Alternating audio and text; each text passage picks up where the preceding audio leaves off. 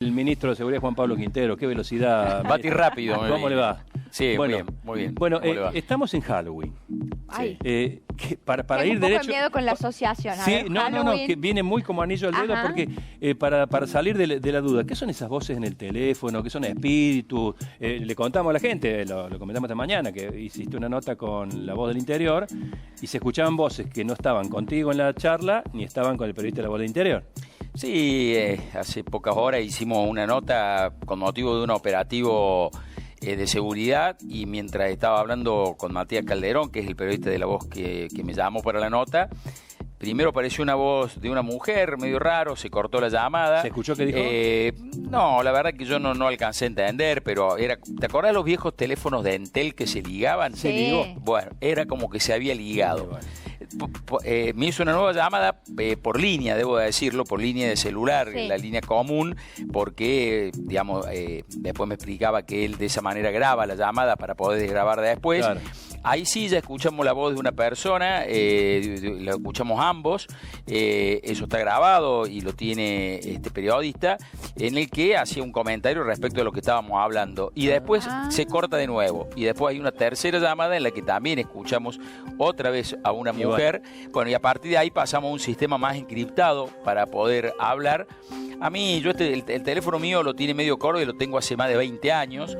Nunca me había pasado, jamás en la vida me había pasado. Es verdad, usamos poco lo que es la línea de telefonía celular. Usamos más bien los datos de lo que son las mensajerías, las aplicaciones de mensajería, como WhatsApp, Telegram. Eso es más utilizado para la comunicación. Aparte es un sistema más seguro. Pero en este caso estábamos hablando, hoy saca él una nota, este medio, una nota importante respecto a eso, y bueno, genera este ruido. Por supuesto, vamos a hacer una presentación para que se investigue esta situación, que no es normal, pero tampoco, a ver, uno sabe que en esto que está haciendo se ha metido contra gente bastante importante. Recuerde que desde Fito Macías, ni bien asumimos, y toda su familia, que la deportamos del país, pasando por los grupos mafiosos y organizaciones criminales de celulares, de robo de cubiertas, o por ejemplo, se acaban de enterar por lo que fue la actuación del Comando Vermelo y la masacre que hay hoy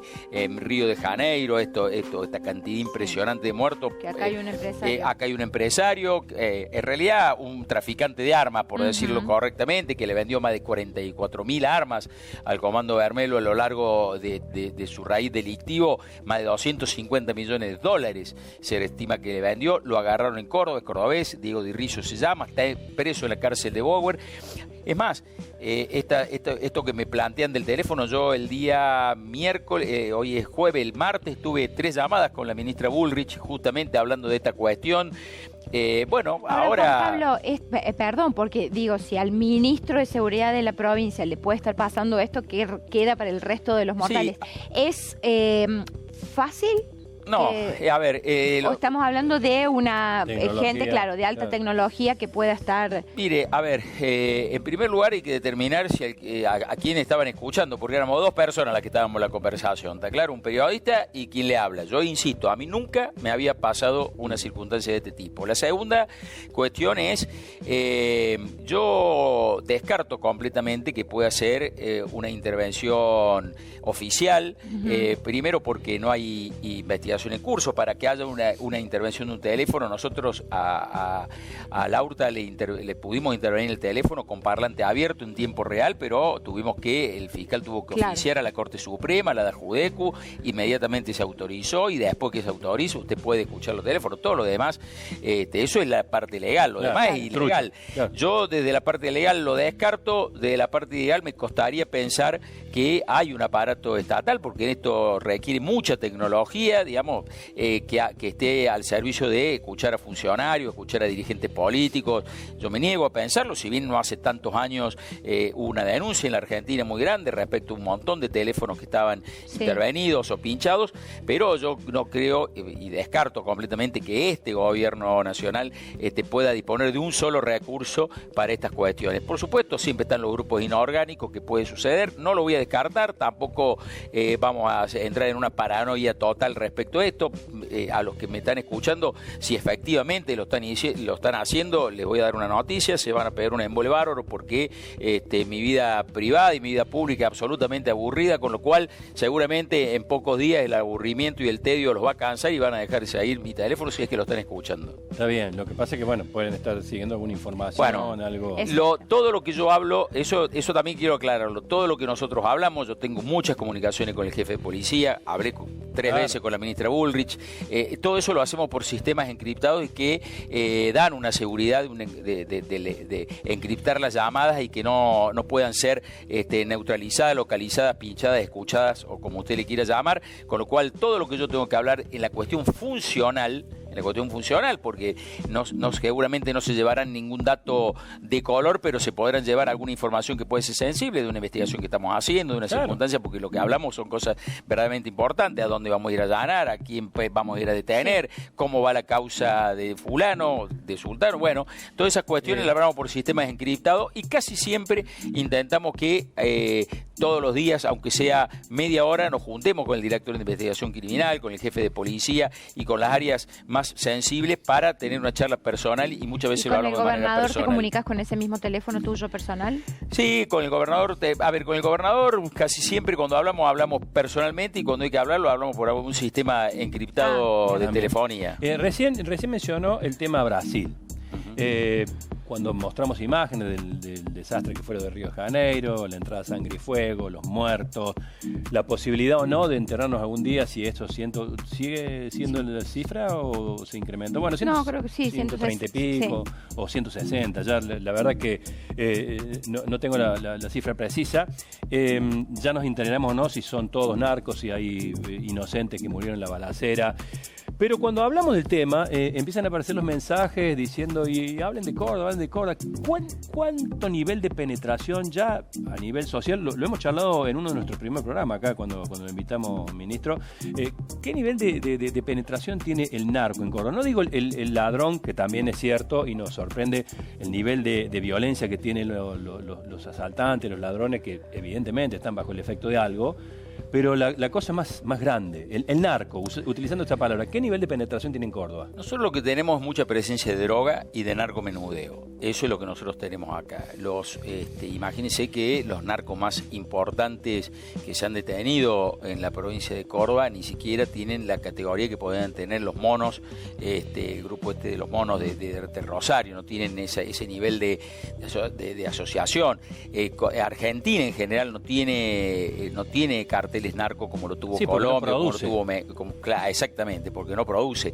Sí tiene vendedores en mayor o menor escala, que es donde claramente tenemos que atacar. Nosotros con el narcomenudeo y la FPA tenemos un trabajo absolutamente sólido y diario y constante de ataque contra el narcomenudeo. Recuerde que hace más de 10 años Córdoba está adherida a la desfederalización de la lucha contra el narcotráfico, la ley 23737, fue las primeras provincias que lo hizo, y tenemos una fuerza antinarcotráfico que está creciendo, que el gobernador tuvo la voluntad de que se duplique y también se dupliquen las fiscalías en toda la provincia, lo cual es absolutamente concreto. Cuando el gobernador asumió, dijo Córdoba será territorio hostil para el narcotráfico. El gobernador de Arjona lo dice en cada discurso y claramente nuestra política criminal va en ese sentido.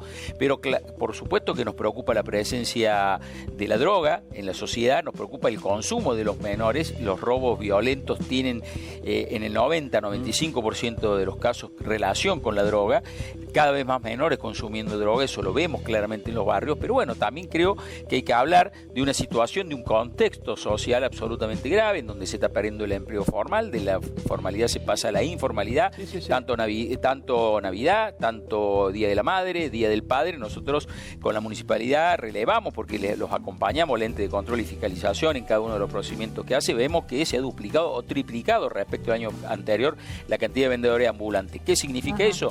Que se está perdiendo el empleo formal, que pasa a la informalidad, de la informalidad se pasa rápidamente a la marginalidad, y en la marginalidad, con el combo de la droga, claramente produce hace que los hechos sean cada vez más violentos. Mire, nosotros tenemos estadística, el delito en general en todo el mundo se mide por la tasa de homicidios. Córdoba ha bajado notablemente su tasa de homicidio en este 2025 respecto al 24-23, pero también con una particularidad que debemos atender. ¿En cualquier circunstancia?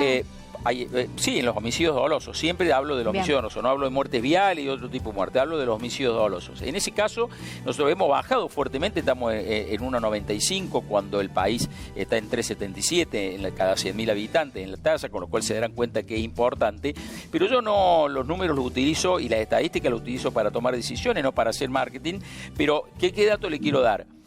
Más del 70% de esos casos son situaciones de violencia intrafamiliar o intrapersonal. Es decir, personas que antes en un asado se desconocían y probablemente se insultaban, no sé, ahora van, buscan un arma y se matan. Está bien. O tienen ajuste por alguna cuestión que también tiene que ver con la droga. ¿Y por qué perdón, Sergio, digo sensación, pero la inseguridad sigue siendo siempre, y cada vez daría la sensación de que más, una de las primeras preocupaciones de los cordobeses, ¿no? Bueno, a ver, yo creo que... Esto de que ya uno va caminando por, mis viejos son Los Naranjos, voy a hacerle las compras, no sé, Ruta 20, y voy con un miedo de que no me arrebaten celular. Esta mañana el Hospital Misericordia, entran ladrones así repentistas al Hospital Misericordia, ven una habitación donde hay 2 personas operadas, dormidas, agonizando, ven una cartera, una campera y la sacan. Bueno, el Hospital Misericordia, por ejemplo, está al frente de una villa que se llama Richardson, que es una de las villas más complicadas de Córdoba. Si ustedes no la conocen, algún día que haga una operación. Bueno, sus móviles han ido porque lo hemos invitado para que le vean, para que vean lo que existe a solamente 7 minutos de la Plaza San Martín, que es el corazón neurálgico de Córdoba, del centro de Córdoba. A 7-8 minutos de ahí está la villa Richardson, que es un lugar absolutamente complicado, complejo, que está en el medio de Güemes, Nueva Córdoba, tiene acceso observatorio a varios barrios, y cuando uno ingresa a esos lugares y se da cuenta en el estado que están las personas que viven ahí, en el estado de lo que se denomina el pipazo, esta droga que es de muy baja calidad, que les produce un efecto muy rápido, pero también muy corto en el tiempo, y que inmediatamente entran con una abstinencia que tienen que salir rápidamente a robar, ahí empieza a entender por qué la violencia y la desesperación de estos chicos robar. Ayer tuvimos un hecho en la avenida Costanera y les quiero contar qué es lo que nos pasa habitualmente, porque me parece que tenemos que ir más allá de la situación solamente policial y animarnos a hablar de la cuestión social y de fondo, porque si no, no vamos a solucionar el problema. Hace poco yo ando siempre en un aparato que es un handy policial en el distrito en el que me muevo, Costanera, van, rompen un vidrio, como hemos visto muchísimas imágenes, los menores, porque eran menores, querían cruzar el río, el CAP los aprende. Cuando llegamos al lugar, el policía que aprendió al menor me dice, era un martes, me dice, el miércoles de la semana pasada, este mismo menor, por un hecho igual, lo detuve, ya estaba en la calle. Claro. Entonces me parece que hay que discutir cuestiones más de fondo. Sí, la seguridad la vamos a tomar solamente por más presencia policial, estamos absolutamente equivocados y erramos el camino. Tenemos que tener leyes que acompañen y un poder judicial que acompañe, más un ejecutivo con su policía que acompañe. Salimos del tema narco y estamos medio jugadito de tiempo, pero esta pregunta me parece que es procedente. La violencia urbana. Ahí hay otro elemento que yo no sé si está presente la droga, probablemente haya en algunos casos, el alcohol, pero la violencia urbana, la calle está complicada. Un bocinazo, hemos visto casos, hemos cronicado, hemos tenido imágenes, casos de un bocinazo o de un insulto ventanilla a ventanilla que puede terminar con un bebé volando de una ventanilla a otro. Digamos, este estado de crispación que tenemos los argentinos o el ser humano en general, tiene que ver un poco con el contexto en el que nos encontramos, tiene que ver un poco con también con que, bueno, desde arriba baja un discurso bastante... Yo creo que tiene que ver con todo, tiene que ver con la intolerancia y la exasperación que tenemos todos, con una situación de inestabilidad económica que a todos pone de mal humor, que a todos pone mal, que aquel que pierde el trabajo claramente va a estar afectado en su psique, y va a estar otro tema que tenemos que empezar a ver con detenimiento, lo que son las alteraciones de la salud mental y cómo la vamos a atender, porque un Estado que sea ausente de eso va a ser un problema absolutamente grave.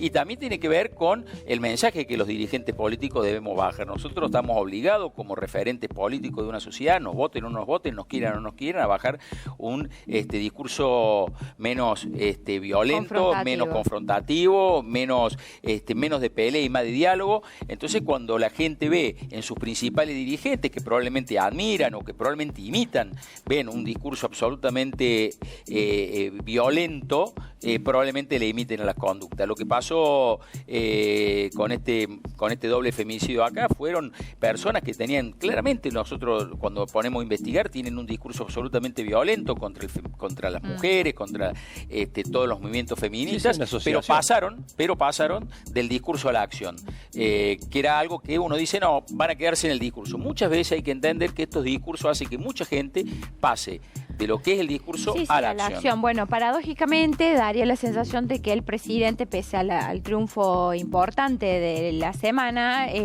arrancó justamente, ¿no?, con un gesto de diálogo que no lo habíamos visto, que tiene que ver con los gobernadores. Ojalá que vaya más allá de lo gestual, de la foto del momento, que es lo que impone esta situación, y sea una cuestión de fondo que se pueda continuar en el tiempo. Sí, absolutamente. Bueno, ministro, gracias. Le recomiendo en el auto, ponga el Paz Martínez, Una voz en el teléfono. Una voz en el teléfono. Linda Pensé que me iba a preguntar por una cuestión que sucedió pero bueno. No pasó. Bueno, ahí se escuchaba esa música seguramente. Yo no conozco. Conocí justamente recién cuando hicimos este proceso. Todos nos empezamos a preguntar cómo. ¿Qué preguntamos fuera de cámara el otro día? Juan Pablo, ¿hay cámaras? Hay cámaras, no. Le pregunté. Bueno, me dijo que no. Pero pregunto. En los telos. Claro. En los telos estamos hablando de la situación del telo, del hombre que iba a sacar el arma, que afortunadamente no estaba armado para la seguridad general. Con esa arma. En realidad, debo decir lo siguiente, no fue como lo plantearon los medios, que yo entiendo que lo van a plantear de esa manera graciosa, que a raíz de que alguien le dijo, ahora saco el arma, se armó todo el operativo. No fue así. A ver, en 10 segundos. En 10 segundos le voy a decir, había habido un robo en Villa Belgrano, importante robo, violento, de dinero, de algunas otras pertenencias importantes. Entra un llamado a raíz de ese robo diciendo las personas, porque una de las personas ahí conocía de esa situación, el encargado particularmente, lo dijo el abogado del lugar, llama y dice, las personas que cometieron aquel robo están acá, los estoy escuchando, están hablando de eso. Acudieron 2 móviles solitos del distrito, tocaron la puerta, no abrieron, probablemente se asustaron, y se activa el protocolo como se activa siempre, y por eso lo que ustedes vieron. Esto es lo mismo, para terminar y redondearlo, hoy me lo preguntaba un colega suyo, me dice, pero semejante despliegue, mire, cada vez que hay una amenaza de bomba en Córdoba, yo escucho, a mí habitualmente me hacen escuchar cómo entró la llamada del 911. Uno la escucha y está absolutamente seguro que no hay ninguna bomba. Claro. En la que dice, hay una bomba en tal iglesia. Y uno está seguro que por lo que escucha, la forma, sabe que no. Pero tiene que desplegar un operativo que sale entre 16 y 18 millones de pesos desplegar. La brigada de explosivos, los perros, el DUAR, bombero, el corte de tránsito, generar todo un caos en la ciudad. Y uno entra y no hay nada, absolutamente nada. Ahora, la pregunta es, ¿y si hay? Claro. Y la pregunta que le hago en esto, ¿y si eran? ¿Sí? Bueno, hay que estar en todas. Bueno, lo único que me sigue preocupando a mí es la delgadez de las paredes de ese lugar, porque si este tipo escuchó, debe escuchar otras cosas. Aquí en un departamento. Muchas gracias. Claro, un poquito más caro.